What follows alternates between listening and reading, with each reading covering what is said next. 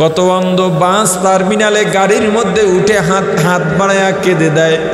আমার সন্তানগুলো যখন আমাকে বাবা বাবা বলে জড়ায়া ধরে, কারণ সন্তানের কাছে বাবা বাবাই, সে অন্ধ হোক আর কালো হোক, মা মাই তাতে অন্ধ হোক আর বোবা হোক। ওরে মুসলমান ইমানদার, কত মানুষ তোমার আমার পাশে আছে, শক্তিতেও তোমার আমার চেয়ে কম নয়, দেখতেও সুন্দর, বংশমর্যাদায় উপরে, টাকা পয়সার অভাব নাই, তারও জিহ্বা আছে, তোমার আমারও জিহ্বা আছে। তুমি আমি কথা বলতে পারি, সে কথা বলতে পারে না, আছে না নাই? আল্লাহ এত নেয়ামত দিয়েছেন, তুমি আমি হাঁটতে পারি, অনেক মানুষ হাঁটতে পারে না। তোমার আমার হাত আছে, অনেক মানুষের হাত নাই। তুমি আমি কানে শুনি, অনেকে কানে শুনে না। আল্লাহ এত সুন্দর একটা গঠন দিয়া বানাইছেন, কত জায়গায় কত মানুষ দেখি গঠন সুন্দর না, কত মানুষ দেখি মাথাটাই একদিক থেকে বাড়তি, চোখ একটা বড় আর একটা ছোট, নাকটা একেবারে চেবা লেগে আছে, চেহারাটা দেখতেও সুন্দর না, কিন্তু ওর মুখেও হাসি আছে। ও আল্লাহর নেয়ামতের শুকরিয়া আদায় করে, ওর কোনো দুঃখ নাই। কিন্তু তোমার আমার অন্তরে কেন দুঃখ হয় না? আল্লাহ ওর মতো আমাকে না বানাইয়া কত ভালো বানাইলেন। এত নেয়ামত আল্লাহ দান করছে। কত মানুষ এত চিকিৎসা করার পরও সন্তান পায় না, হুজুরদের কাছে যায়, কত পানি পরাণে, কত কবিরাজের কাছে যায়, কত চিকিৎসা করে, কত ডাক্তারের কাছে যায়, তোমার আমার তাও লাগে না। 4, 5, 10 সন্তানের বাবা আল্লাহ বানাইছেন কত মানুষকে। আল্লাহ এত নিয়ামত দিয়েছেন, কি জবাব দিবি? এই মানুষ বানাইয়াও আল্লাহ অঙ্গহানি করেন নাই। মানুষ বানাইয়া আর একটা মৌলিক নিয়ামত। আল্লাহ আপনাকে আমাকে বেঈমানের ঘরে পাঠান নাই, আপনাকে আমাকে হিন্দু বৌদ্ধ খ্রিস্টানের ঘরে পাঠান নাই। আল্লাহ যদি বৌদ্ধ খ্রিস্টান হিন্দুর ঘরে কাফিরের ঘরে পাঠাইতেন, জাহান্নামের লাকড়ি হওয়া ছাড়া উপায় ছিল না। আল্লাহ দয়া করে মায়া করে মুসলমানের ঘরে পাঠাইলেন। মুসলমানের ঘরে পাঠাবার কারণে আপনি আমি যখন একটু বড় হওয়া শুরু করি, 1.5-2 বছর বয়স হয়ে যায়, তখনই আপনার আমার জবানের মধ্যে নেয়ামত চলে আসে। মা শিখায় দেন, বাবা শিখায় দেন, পড়ো লা ইলাহা ইল্লাল্লাহু মুহাম্মাদুর রাসূলুল্লাহ। মুসলমানের ঘরে হওয়ার কারণে আমি 6-7 বছরে মাদ্রাসায় ভর্তি হওয়ার মতো নিয়ামত অর্জন করতে পারি। আহারে, যেখানে কেউ কোরআনের নিয়ামত পায় না, আমি মাদ্রাসায় ভর্তি হওয়ার সুযোগ পাইয়া আউযু বিল্লাহি মিনাশ শাইতানির রাজিম, বিসমিল্লাহির রহমানির রহিম, আলহামদুলিল্লাহি রাব্বিল আলামিন, আর রহমানির রহিম। আহা, তেলাওয়াত করার সুযোগ পাইলাম এই মুসলমানের ঘরে জন্ম নেওয়ার কারণে। নামাজের মতো ইবাদত এই উম্মত এই দুনিয়ায় আল্লাহরে দেখা যায় না, ধরাও যায় না, ছোঁয়াও যায় না। তবে যদি আল্লাহ কেমনের অনুভূতি নিতে চাও, এর মজা নিতে চাও, নামাজে দাঁড়াইয়া নামাজের সিজদায় যদি যাও, তুমি সিজদায় যখন যাইবা মনে করবা আমার নাক ও কপালের নিচে আমার আল্লাহর কুদরতি কদম আছে পাছে। দেখবা সিজদা থেকে উঠতে মনে চায় না, আমার আল্লাহর সঙ্গে একটু ভালোবাসার সম্পর্ক করে নেই, উঠতে আর মনে চায় না, যেহেতু নিয়ম ওঠাই লাগবে। ওরে মুসলমান, আল্লাহ যে দয়া করে মায়া করে মুসলমানের ঘরে পাঠাইলেন, এই জন্যে ঈমানের স্বাদ পাইলাম। এই নিয়ামতের শুকরিয়া কেমনে আদায় করবা? ঈমানের খেয়ানত করো না, ঈমানের নাশুকরিয়া করো না, ঈমানের হেফাজত করো, না হয় জাহান্নাম ছাড়া উপায় নাই। এর নাশুকরিয়া যারা করো কিয়ামতের ময়দানে কোনো কঠিন আযাব। এ যুবক, আল্লাহ এত নিয়ামত দিছে, দাড়িটাও তোর নিয়ামত, দাড়িটা ফালাইয়া দিলি। আমার রাসূল কোন সুন্নতের ব্যাপারে বলেন নাই অমুক সুন্নত পালন না করলে আমার কলিজায় আঘাত লাগে, কিন্তু দাড়ির ব্যাপারে আমার রাসূল বলেছেন যে উম্মত হাতের মধ্যে ছুরি নিয়ে কেচি নিয়া এই দাড়ির মধ্যে পুষ লাগায়, ও যেন হাতের মধ্যে ছুরি নিয়া আমি রাসূলের কলিজাটা কেটে কেটে টুকরা টুকরা করে ফেলল। তোর কি একটু মায়াও লাগে না, দয়াও লাগে না? আমার রাসূলের কলিজার কতবার কাটলে তোর কলিজাটা ভরবে আমাকে বল। ওরে যুবক, যদি বলিস হুজুর আপনি আমার ভাইয়ের সমান, আমার পা ধরা লাগবে, ওরে তোর পা ধরবো আমি আল্লাহর কসম। সারা দুনিয়ার সব নবীরা ইন্তেকালের পরে আসমানে চলে গেছেন, আপনার আমার নবী দোজাহানের সরদার রহমাতুল লিল আলামিন আসমানে যান নাই। ওই মদিনার রওজায় শুইয়া শুইয়া এখনো উম্মতি উম্মতি বলে কাঁদেন। ওরে মুসলমান ইমানদার, আল্লাহ এত নিয়ামত দিয়েছেন, এই নিয়ামতের শুকরিয়া যদি আদায় না করো, শোনো শোনো, ওরে জাহান্নাম হবে পুলসিরাতের উপর দিয়া, পুলসিরাত জাহান্নামের উপর দিয়া, পুলসিরাত হবে যদি জান্নাতে যাইতে চাও ওই জাহান্নামের উপর দিয়েই যাওয়া লাগবে।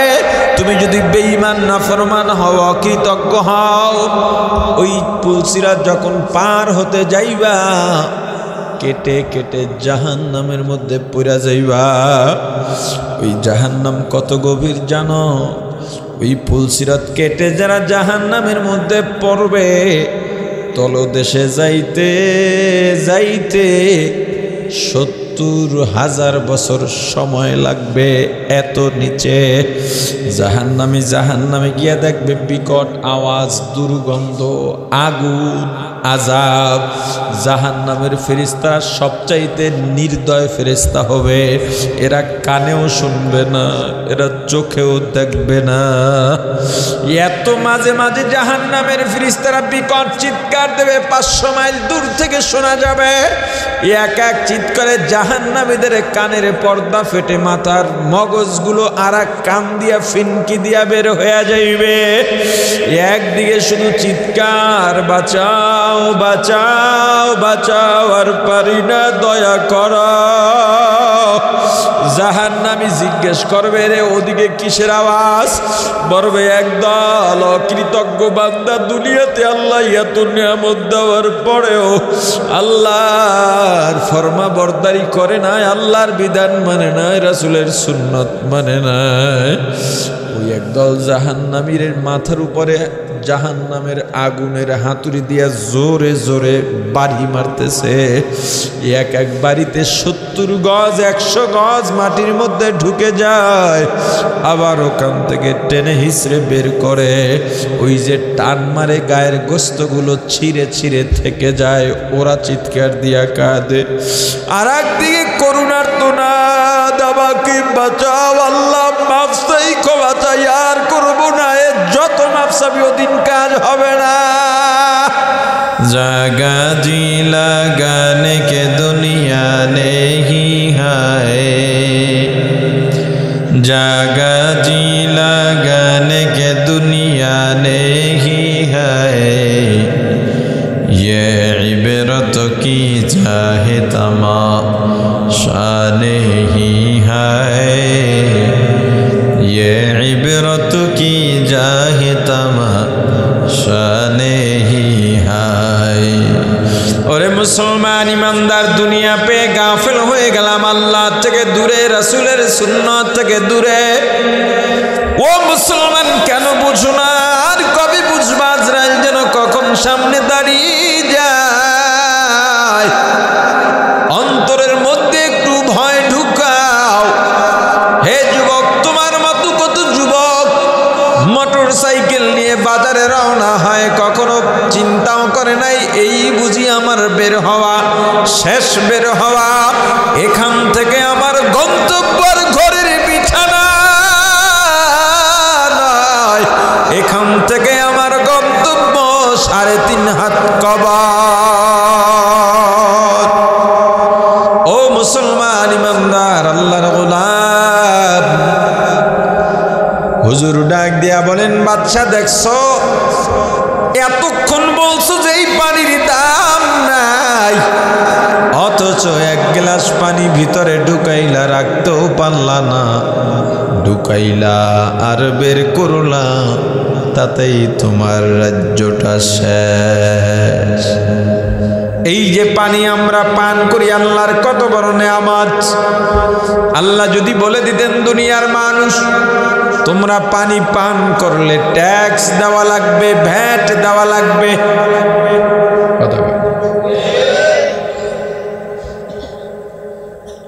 প্রত্যেকটা শহরে, বিশেষ করে ঢাকা শহরে আমরা যারা পানি ব্যবহার করি, বিল দিতে হয়, মাসিক বিল। আমাদের ব্যবসায়িক অফিসগুলোর বিল দিতে হয়, কমার্শিয়াল বিল। আবাসিকগুলোতে একটু কম দেওয়া লাগে। আল্লাহর পানি বান্দার কাছে বেচো। যেই নিয়ামত আল্লাহ সরাসরি দিয়েছেন, ওই নিয়ামত বিক্রি না কইরা পারলে মানুষের সেবার জন্যে ফ্রি ব্যবস্থা করো। এই যে পানি ব্যবহার করি, আল্লাহ ট্যাক্স চাইলেন না, ভ্যাট চাইলেন না। আল্লাহ বলেন, বান্দা শুধুমাত্র যদি নিয়ামতের শুকরিয়া আদায় করিস, আমি আল্লাহ নিয়ামত বাড়াইতে বাড়াইতে বাড়াইতে বাড়াইতে কিয়ামতের ময়দানে দুনিয়ার পানির নিয়ামতের বদৌলতে আমি আল্লাহ হাউজে কাউসারের শরবতের ব্যবস্থা করে দেব। কিন্তু বান্দা, এত নিয়ামত আমি আল্লাহ দান করলাম, এরপরেও নিয়ামতের শুকরিয়া আদায় করো না। নিয়ামতের শুকরিয়া কিভাবে আদায় করব? শুধুমাত্র আলহামদুলিল্লাহ বললেই নিয়ামতের শুকরিয়ার হক পূর্ণ আদায় হবে না। নিয়ামতের শুকরিয়া কিভাবে আদায় করব? যখনই নিয়ামতের কথা শুনবো বা নিয়ামত পাবো, তখনই মৌখিকভাবে, প্রাথমিকভাবে মৌখিক আলহামদুলিল্লাহ বলবো। এরপরে নিয়ামতের শুকরিয়া আদায়ের মূল পদ্ধতি কি? ইমাম তিরমিজি রহমাতুল্লাহ আলাই নিয়ামতের শুকরিয়া আদায়ের মূল পদ্ধতি বলেছেন, বান্দারে, আল্লাহ দুনিয়ার মধ্যে মানুষ পাঠাইছেন কারণে না বিনা কারণে? জোরে বলেন, আল্লাহ দুনিয়ায় মানুষ কোন কারণে পাঠাইলেন? ওয়ামা খালাকতুল জিন্না ওয়াল ইনসা ইল্লা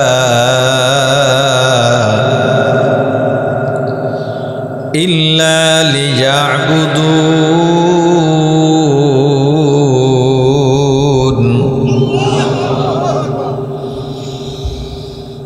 ওয়ামা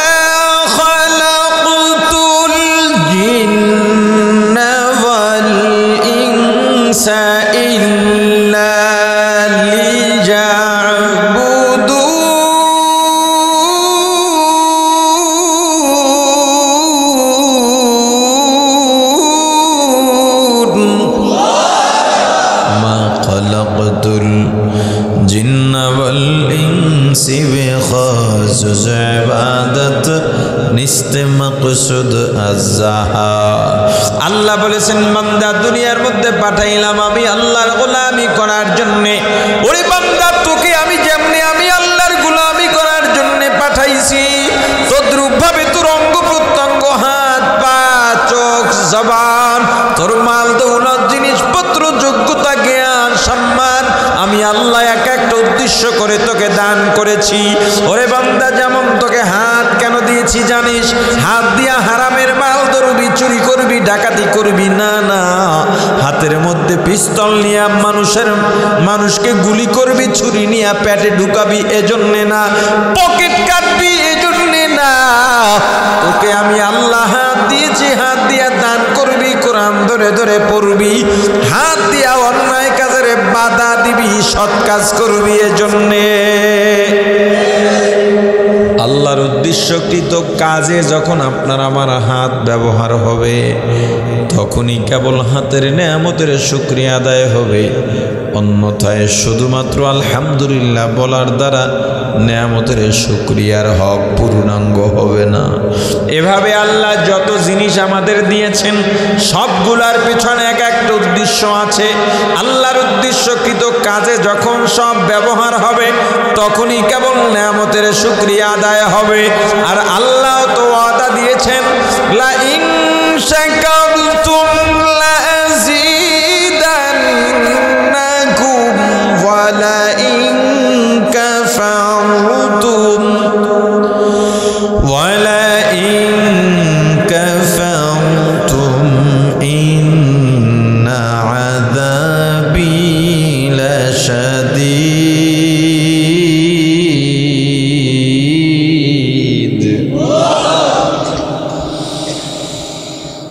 লা ইন শাকারতুম লা আযীদান্নাকুম ওয়া লা ইন কাফারতুম ইন্না আযাবি লাশাদীদ। শুকর নেয়ামত, নেয়ামত আফজু কুনাদ, কুফর নেয়ামত, নেয়ামত নুকসা কুনাদ। আলহামদুলিমান কদ্দার খায়রান ওয়া খাবালা, আলহামদুলিমান কদ্দার খায়রান ওয়া খাবালা, والشكر لمن صور حسنا وجمالا، والشكر لمن صور حسنا وجمالا، فرد صمد عن صفة خلق بريء، رب أزلي خلق الخلق كمالا، رب أزلي خلق الخلق كمالا। বান্দা নেয়ামতের শুকরিয়া আদায় করলে আল্লাহ নেয়ামত বানায় দেবেন। ওরে বান্দা, তোমার দুইটা চোখ আল্লাহ দিয়েছেন, এর চেয়ে বড় নেয়ামত আবার আর নাই। আবার হাতের দিকে তাকাইলেও এটা বড় নেয়ামত। আমি বিস্তারিত আলোচনা করতে পারবো না। আল্লাহ কোটি কোটি নেয়ামত দিয়েছেন, এর মধ্যে কিছু মৌলিক নেয়ামত আছে। এই মৌলিক নেয়ামতের মধ্যে একটা মৌলিক নেয়ামত হলো আল্লাহ আপনাকে আমাকে মানুষ বানাইয়া পাঠাইছেন। এটা কত বড় নেয়ামত! আল্লাহ চাইলে কুকুর বানাইয়া পাঠাইতে পারতেন। এই পৃথিবীতে যত প্রাণী আছে সবচেয়ে বেশি ক্ষুধার্ত থাকে কুকুর। কুকুর বানাইলে সারা রাত এই মানুষের বাড়ি পাহারা দিতাম, মাঝে মাঝে হাড্ডি দিত, জুটা দিত, রাত্র বাহারি পাহারা দেওয়ার ফলাফল কি পাইতাম? পরের দিন মালিক দরজা খুলে আমাকে পেলেই একটা লাথি মারত। আল্লাহ আপনাকে আমাকে কুকুর বানান নাই, মানুষ বানাইছেন। আল্লাহ চাইলে গরু বানাইতে পারতেন কি পারতেন না? আল্লাহ আপনাকে আমাকে গরু বানান নাই। গরু বানাইলেই বনি আদম কাদের মধ্যে জোয়াল দিয়া লাঙল ধরে শক্ত মাটির মধ্যে লাঙলের খুঁটি ঢুকাইয়া আমার লেঞ্জায় নাড়া দিত। আমি যদি হাঁটতে গিয়া জোয়ালে কাদের ঘায়ে ব্যথা পাইতাম, ব্যথা পাইয়া দাঁড়াইয়া যাইতাম। এই বনি আদম আপনার আমার কদর বুঝতো না, দুঃখ বুঝতো না। না হাঁটলে বেত্রাঘাত করতো, চাবুক মেরে পিঠের চামড়া উঠায় নিত। আল্লাহ আপনাকে আমাকে গরু বানাইলে আপনাকে আমাকে দেয়া হাল চাষ করাইয়া কোরমা পোলাও বিরিয়ানি নিজেরা খাইতো। আপনার আমার যেখানে প্রসাব পায়খানা করতাম সেখানেই থাকা লাগতো, বাচ্চার দুধ পান করতে দিত না। আল্লাহ গরু বানান নাই, মানুষ বানাইছি। এর চাইতে বড় নিয়ামত তুমি আর আমি কি চাই বলো? এত নিয়ামত আল্লাহ দিয়েছেন, এরপর বলেন আল্লাহ বান্দারে এত নিয়ামত দেওয়ার পরেও কাইফা তাকফুরুনা বিল্লাহ, দুনিয়ার মধ্যে আমি আল্লাহর সঙ্গে কিভাবে কুফরি করো, নাফরমানি করো? কি আছে তোমার? এত নিয়ামত আমি আল্লাহ দিয়েছি তোমার, তুমি একটু ক্যালকুলেশন করো, দেখবে তোমার কোনো অহংকারী থাকবে না। আমি আল্লাহ তোমাকে মায়ের গর্ভের মধ্য থেকে শুরু করে কিভাবে দয়া করে মায়া করে তোমাকে দুনিয়াতে আমি আল্লাহ আনলাম, কিভাবে জীবন দিলাম, কিভাবে বড় বানাইলাম, কিভাবে যৌবন দিলাম, কিভাবে অর্থ সম্পদ দিলাম, বুদ্ধি দিলাম, মেধা দিলাম। ওরে বান্দা তোমাকে দুইটা ভালো চক্ষু দিছি, তুমি তাকাইলেই দেখতে পারো। গত কয়েকদিন আগে আমার ঢাকার কোম্পানির অফিসে একজন মানুষ গেছে, এই যে ঢাকার সাভার বা দোহার থেকে একটা মানুষ গেছে, লোকটা অন্ধ, দুইটা ছেলে লেখাপড়া করে কোম্পানিতে টাকা দেওয়ার জন্য গেছে। আমার বাবার চাচা ওখানে বসা ছিলেন, বাবা চাচা জিজ্ঞেস করতেছেন আপনি কি পরে অন্ধ হইছেন না জন্ম থেকে অন্ধ হইছেন? বলে জন্ম থেকেই। বলে দুনিয়ার রং তো দেখতে পান না? বলে না, দুনিয়ার রং কেমন দেখি না, আমার কাছে জীবনের একটাই রং, সেটা হলো কালো। ওরে মুসলমান ইমানদার, কত মানুষ ডানে বামে আছে, চোখে দেখে না, হাঁটতে পারে না, চলতে পারে না, আর একজনের সহযোগিতা নিয়ে চলা লাগে। আল্লাহ তোমাকে আমাকে চক্ষু দিছেন সুন্দর দেখার জন্য, একটুও কি এর অনুভূতি তোমার অন্তরে ঢোকে না? কত অন্ধ বাস টার্মিনালে গাড়ির মধ্যে উঠে হাত বাড়ায়া কেঁদে দেয়। আমার সন্তানগুলো যখন আমাকে বাবা বাবা বলে জড়ায়া ধরে, কারণ সন্তানের কাছে বাবা বাবাই, সে অন্ধ হোক আর কালো হোক, মা মাই তাতে অন্ধ হোক আর বোবা হোক। ওরে মুসলমান ইমানদার, কত মানুষ তোমার আমার পাশে আছে, শক্তিতেও তোমার আমার চেয়ে কম নয়, দেখতেও সুন্দর, বংশমর্যাদায় উপরে, টাকা পয়সার অভাব নাই, তারও জিহ্বা আছে, তোমার আমারও জিহ্বা আছে। তুমি আমি কথা বলতে পারি, সে কথা বলতে পারে না, আছে না নাই? আল্লাহ এত নেয়ামত দিয়েছেন, তুমি আমি হাঁটতে পারি, অনেক মানুষ হাঁটতে পারে না। তোমার আমার হাত আছে, অনেক মানুষের হাত নাই। তুমি আমি কানে শুনি, অনেকে কানে শুনে না। আল্লাহ এত সুন্দর একটা গঠন দিয়া বানাইছেন, কত জায়গায় কত মানুষ দেখি গঠন সুন্দর না, কত মানুষ দেখি মাথাটাই একদিক থেকে বাড়তি, চোখ একটা বড় আর একটা ছোট, নাকটা একেবারে চেবা লেগে আছে, চেহারাটা দেখতেও সুন্দর না, কিন্তু ওর মুখেও হাসি আছে। ও আল্লাহর নিয়ামতের শুকরিয়া আদায় করে, ওর কোনো দুঃখ নাই। কিন্তু তোমার আমার অন্তরে কেন দুঃখ হয় না? আল্লাহ ওর মতো আমাকে না বানাইয়া কত ভালো বানাইলেন, এত নিয়ামত আল্লাহ দান করছে। কত মানুষ এত চিকিৎসা করার পরও সন্তান পায় না, হুজুরদের কাছে যায়, কত পানি পরানে, কত কবিরাজের কাছে যায়, কত চিকিৎসা করে, কত ডাক্তারের কাছে যায়, তোমার আমার তাও লাগে না।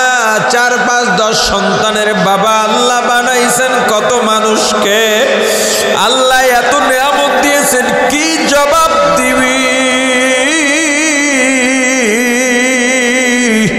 এই মানুষ বানাইয়াও আল্লাহ অঙ্গহানি করেন নাই, মানুষ বানাইয়া আর একটা মৌলিক নিয়ামত।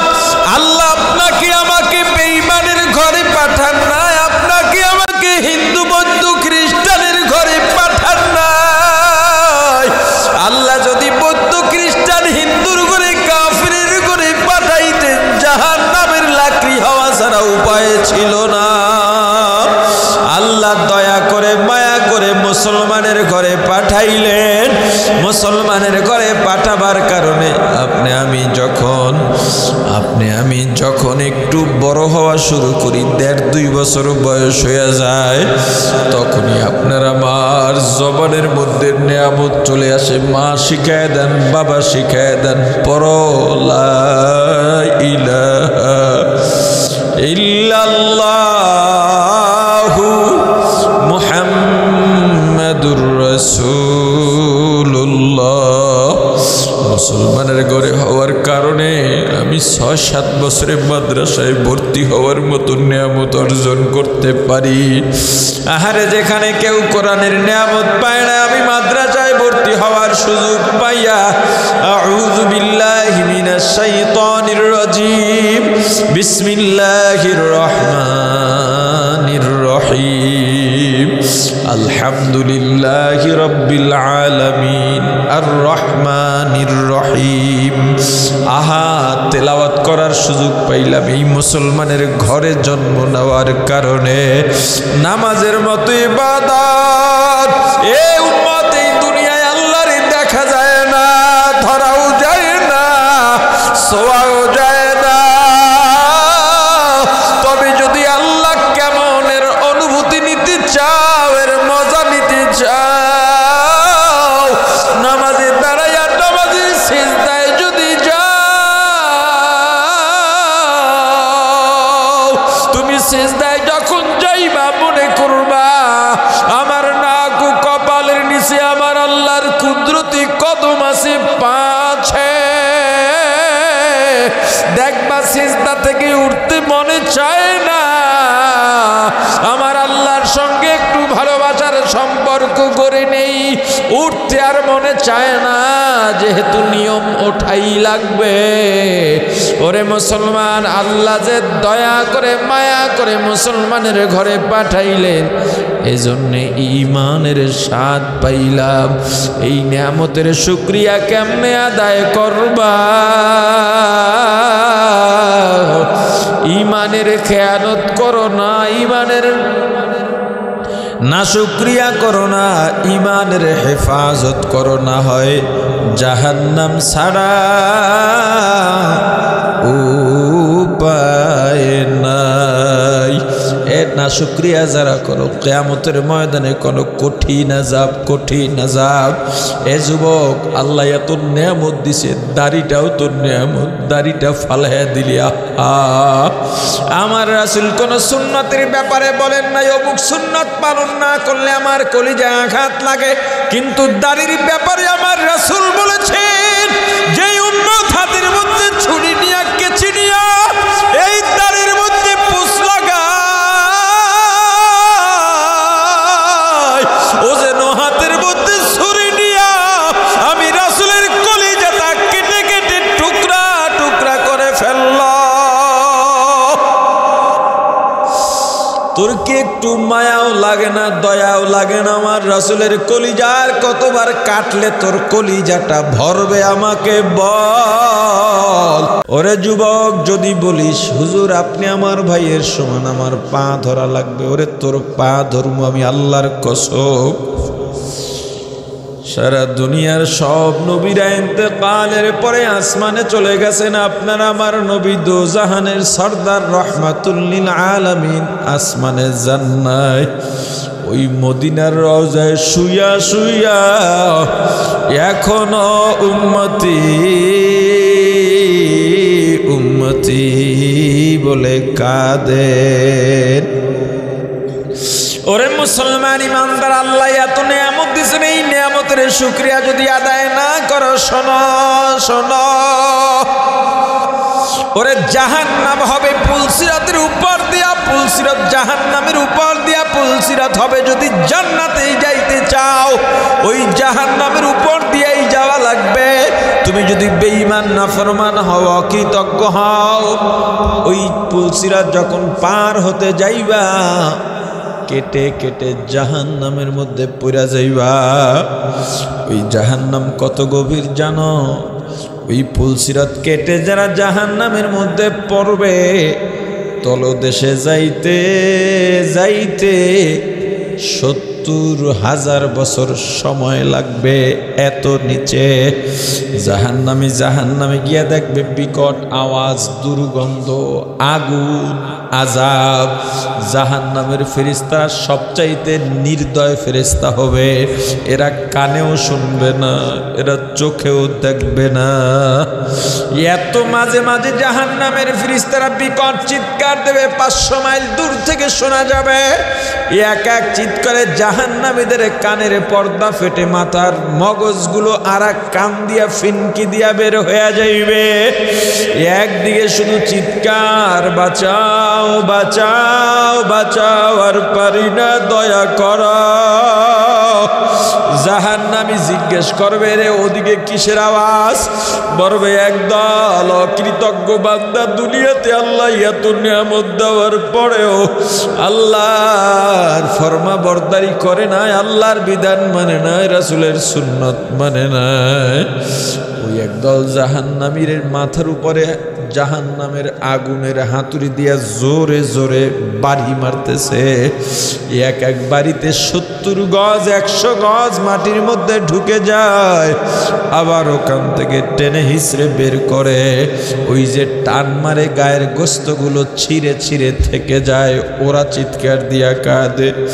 আর একদিকে করুণার তোনা, দাবাকে বাঁচাও আল্লাহ, মাফ চাই, ক্ষমা চাই, আর করবো না, যত মাফ চাবি ওদিন কাজ হবে না। বলবে এরা কারা? বলবে এরা একদল জাহান্নামী, যাদের মাথার উপরে জাহান্নামের গরম আগুনের পানি ঢালা হয়, সঙ্গে সঙ্গে গায়ের গোস্তগুলো খসে খসে পড়ে যায়। এভাবে এক এক দিকে এক এক দল শুধু কান্নাকাটি আর চিল্লা পাল্লা। এইসব খবর শুনে নতুন যেটা পড়ছে ওইটা ডরে ভাগবে, দৌড় দেবে পালাবার জন্যে। আর এক জাহান্নামী পেছন থেকে থাবা দিয়া পিঠের মধ্যে ধরবে, কই যাস, আমারেও নিয়ে যা। বড় বড় নখ থাকবে, ওইটা ওই জাহান্নামীর পিঠের মধ্যে ঢুকে আটকে যাবে। এভাবে একটারে একটায় ধরবে, ধরতে ধরতে ধরতে ধরতে থাকবে, ওইটা ওই জাহান্নামের মধ্যে জমিনের মধ্যে পানি যখন জমে যায় দেখবেন লাল পিঁপড়াগুলো একটার একটাকে কামড়াইয়া ধরতে ধরতে ফুটবলের মতো গোল হয়ে যায়। ওই পিঁপড়াগুলো পানির মধ্যে শুধু গড়াইতে থাকে, ওলট পালট খাইতে থাকে। জাহান্নামীর একটার পিঠে একটায় ধরতে ধরতে ভাবে বড় ফুটবলের মতো গোল হইয়া জাহান্নামের আগুনের লেলিহানের সঙ্গে উপরে উঠে যাবে। ওখানে ঘুরতে থাকবে ঘুরতে থাকবে ঘুরতে থাকবে। একটা সময় এক একটার পিঠের চামড়া নিয়ে একেবারে পিঠের নাড়ি বুড়ি বের করে ফেলবে। চামড়া নিয়ে ছিটে ছিটে ছুঁড়ে ছুঁড়ে এক একটাই এক এক দিকে গিয়া পড়বে। একদল জাহান্নামী জাহান্নাম থেকে বাঁচার জন্যে জাহান্নামের ওয়াল বাইতে থাকবে, বাইতে বাইতে বাইতে বাইতে 70,000 বছর জাহান্নামের দেওয়াল বাওয়ার পর আর মাত্র 1 হাত বাকি আছে। মনে কত আনন্দ, এই বুঝি উঠে গেলাম। আবার সেখান থেকে হাত পিছলে পড়ে যাবে। টাকা পয়সা নিয়ে থাক, তুমি আমার আল্লাহকে নিয়ে থাকো। কিয়ামতের ময়দানে কত গরিব হাসতে হাসতে হাসতে হাসতে জান্নাতের দিকে চলে যাবে। কত ধনী তাকাইয়া তাকাইয়া দেখবে আপনাদের এই নরসিংদীতে মিল কারখানা, গার্মেন্টস বেশি না কম? ওরে গার্মেন্টসের মালিক, তোমার একটা কর্মী মাথার মধ্যে পাগড়ি বেঁধে থাকে, তাবলিগে গেছে, চরমোনাই গেছে, আল্লাহরে চিনছে, জুব্বা পইরা যায়, নামাজ রক্ত গিয়া বলে, স্যার একটু নামাজের টাইম দেন। বইলা দিস নামাজের টাইম দেওয়া যাইবে না, চাকরি ছেড়ে অন্য জায়গায় যাও। নিরুপায় হইয়া আল্লাহর বান্দা জোহরের সময় 4 রাকাত ফরজ পড়ছে, সুন্নত পড়ার টাইম পায় নাই। গভীর রাতে যায় নামাজে দাঁড়াই, আবার আল্লাহর দরবারে কাঁদে আর বলে, আমার মাবুদ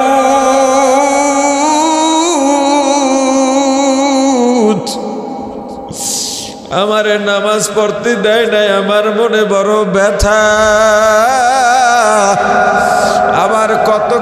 বাসের কর্মী, কত চাকরিজীবী চাকরি ছেড়ে রিক্সা চালায়, ছোট চায়ের দোকান দেয়, পাগড়ি মাথায় দিয়ে রিক্সা চালায়, আছে না নাই? আজান দিলে মসজিদে যায় চাকার মধ্যে তালা লাগাইয়া। একদিন মাগরিবের পর একটা সিনজির মধ্যে উঠলাম, মাগরিবের আজান দিয়া নামাজ পড়া মসজিদ থেকে বের হয়ে সিনজিতে উঠছি, একটু কাছে যাব। সিনজিওয়ালায়ও নামাজ পড়া বের হয়েছে যাওয়ার মাদ্রাসা এলাকার মধ্যেই। সিনজিওয়ালার মাথার মধ্যে টুপি একটা, আর গায়ের মধ্যে সিনজির যে বিশেষ পোশাক ওইটাই আছে। সিনজিওয়ালা আমাকে হয়তো চিনে নাই, শীতের সময় একেবারে নাক মুখ বন্ধ করা ছিল চাদর দিয়া। সামনে হাঁটে আর বলে, হুজুর আমি যদি একটু জোরে জোরে জিকির করি আপনার মাসালায় কোনো সমস্যা আসেনি? আমি অবাক হইয়া বললাম, এই মাসালায় কেন সমস্যা আসেনি, এটা কেন প্রশ্ন করলেন? এটা তো খোঁচা মারা প্রশ্ন। বলে, হুজুর একদিন এই রিক্সায় আমার গাড়িতে একজন হুজুর উঠছিল, আমি একটু জোরে জোরে জিকির দিছিলাম, ধমক দিয়া বন্ধ করে দিছে। আমি বললাম, রে ভাই তুমি জোরে জোরে জিকির দাও, আমিও তোমার সঙ্গে জিকির দিই। সিএনজিওয়ালা এত খুশি হইয়া গেল, জিকির দিতেছে আর গাড়ি চালাইতেছে, আর চক্ষু দিয়া পানি পড়তেছে, আমার চোখে পানি নাই। মনে মনে বললাম, আল্লাহ মানুষ কত সম্মান করে, আলেম বানাইলেন, মাদ্রাসা চালাই, ওয়াজ করি, মানুষ মনে করে আমার চেয়ে বড় পরহেজগার আর কেউ নাই। আজকে তো একটা সিএনজিওয়ালার সামনে আমি একেবারে মাটি হইয়া গেলাম, নাই হইয়া গেলাম। ওর চোখে পানি, আমার চোখে পানি নাই।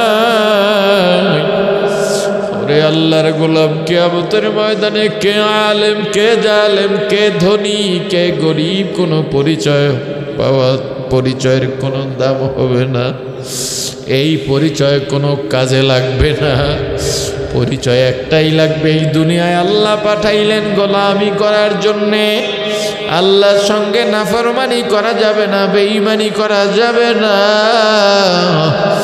যদি আজকে আল্লাহর সঙ্গে সম্পর্ক রাখতে পারো, কিয়ামতের ময়দানে ধনীরা তাকাইয়া থাকবে, দুনিয়াদাররা তাকাইয়া থাকবে, গরিবরা হাসতে হাসতে জান্নাতে চলে যাবে। আল্লাহ আমাদের কবুল করেন।